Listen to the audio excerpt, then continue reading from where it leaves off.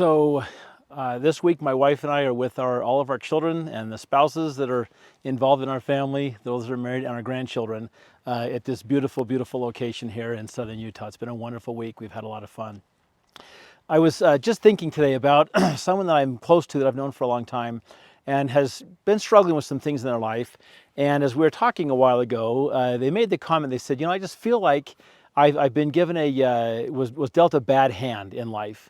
And I thought a lot about that. And, dealt a bad hand is a reference to poker. I haven't played a lot of poker in my life. I think the last time I played poker was probably at summer camp when I was at scout camp when I was a youth. We used to play some poker for toothpicks back then. And someday my mom will find out about that. But a bad hand is just that. You get dealt a bad set of cards. There's nothing you can, you can ask for more and trade them. And sometimes you get worse ones and sometimes one or two. But if it's a real bad hand, there's not a lot you can do about it. And as I've been really thinking about that, I thought, in this life, we're all dealt a bad hand. Every one of us that comes here is dealt some sort of a bad hand. And I think there's probably a lot of different ways we can have a bad hand. But two that come to mind are, one is just that. You've got a bunch of cards, and I don't know all the, I don't remember what's good and what's bad. There's a flush and a straight flush or royal flush or whatever. I don't remember all those, but I know that there's a really good hand and there's things that will beat everything else and other cards that just are never going to win anything. And so I think one version of a bad hand is a set of cards that just have no value as far as winning the game. You can't do anything with them. There's nothing else you can get. There's no way you can win with that hand. I think other people have what they might consider a bad hand when they've got, let's say you're playing with 5 cards and you've got 4 great cards. If you could just get that one last card that's the one you're looking for, oh my gosh, you could win the world. You could beat anything else that's out there.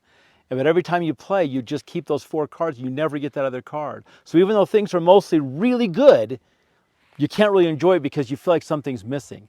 Some people have some real struggles in life. Some people have what seems to be an idyllic life, but for them something is missing.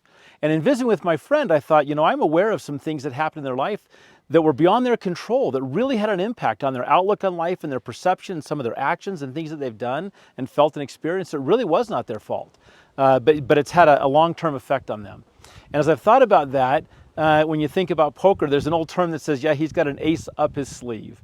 And when we think about that, that's cheating. That's where someone's got their hand of cards and up their sleeve they've got an ace that they're not supposed to have, and they can kind of lean into their sleeve and hope nobody sees and pull that ace out and change their hand. That would be cheating. But over the years, having an ace up your sleeve has also kind of come to mean that you have another way out. In a seemingly desperate situation where there's no way you can win or come out of this situation okay, people somehow pull an ace out of their sleeve. They've got some other plan, some other way to win what seems like an unwinnable situation. And as I thought about that, I realized that we all have this bad hand, a defective hand, a problem hand. But because of the atonement of Jesus Christ, every one of us has, if you will, an ace up our sleeve.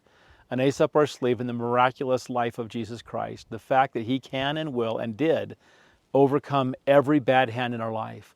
Our hands are dealt to us in such a way to give us the experiences necessary to truly turn to Heavenly Father and realize that there's no way we can win. No matter whether our hand is almost perfect or seemingly the worst hand you could get in this life, it doesn't matter. Without that ace up our sleeve, without Jesus Christ coming in and saying, here's what's missing in your life, we can't ever win. But with him, every one of us has the potential for the winning hand. I love him. I'm grateful for him. I'm grateful to know that no matter what we do the best we can with the hand that we're dealt. I think it was Elder Bednar that said, lift where you're planted. If it was someone else, I apologize. But take what you have and build with it. I know that I'm guilty at times of thinking, well, if this would have been different, that would have been different. And then you dwell on that. You do those horrible words, what if? Let's not what if. Let's just take the hand we're dealt, turn in faith to Christ, do the best we can with what we can. Whether we have a couple of talents or 5 or 10, let's build on those talents and recognize that Christ will make all things whole, some in this life and all in the life to come.